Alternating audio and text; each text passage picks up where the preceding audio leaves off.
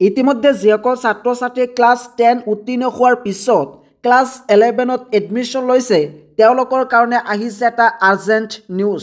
তেওঁলোকৰ HS first year এক্সামৰ পেটাৰ্ণটো কেনেকুৱা হ'ব এই বিষয়ে ইতিমধ্যে এটা নোটিছ আহিছে আৰু এই নোটিছটো আহিছিল 5/10/2024।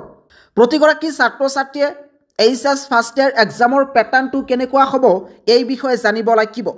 প্ৰথমতে আলোচনা কৰিব বিচাৰিছোঁ সায়েন্স ষ্ট্ৰীমৰ এক্সামৰ পেটাৰ্ণটো কেনেকুৱা হ'ব।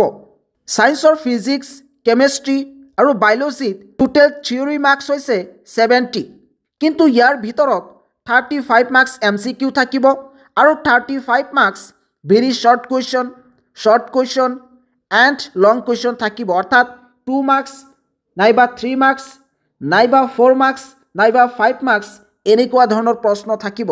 আৰু তেওঁলোকৰ মেথমেটিক্সত 100 মাৰ্কৰ পৰীক্ষা হয় আৰু এই 100 মাৰ্কৰ ভিতৰত 50 মাৰ্কছ MCQ থাকিব আৰু 50 মাৰ্কছ থিয়ৰী পাৰ্ট থাকিব, অৰ্থাৎ very short question and long question থাকিব। এতিয়া আহিছোঁ আৰ্টছ ষ্ট্ৰীমৰ প্ৰশ্ন কাকতৰ পেটাৰ্ণটো কেনেকুৱা হ'ব। তেওঁলোকৰ পলিটিকেল ছায়েন্স এণ্ড ইকনমিক্সত টোটেল থিয়ৰী মাৰ্কছ হৈছে 80, ইয়াৰ ভিতৰত MCQ 40 মাৰ্কছৰ হ'ব আৰু very short question and long question 40 মাৰ্কছৰ হ'ব। তেওঁলোকৰ এডুকেশ্যন, লজিক এণ্ড ফিলচফি আৰু হিষ্টৰী 100 মাৰ্কৰ থাকে। এই 100 মাৰ্কৰ ভিতৰত 50 মাৰ্কছ MCQ থাকিব আৰু 50 marks very short question and long question থাকিব। এতিয়া আহিছোঁ কমাৰ্চ ষ্ট্ৰীমত কেনেকুৱা ধৰণৰ পেটাৰ্ণ থাকিব।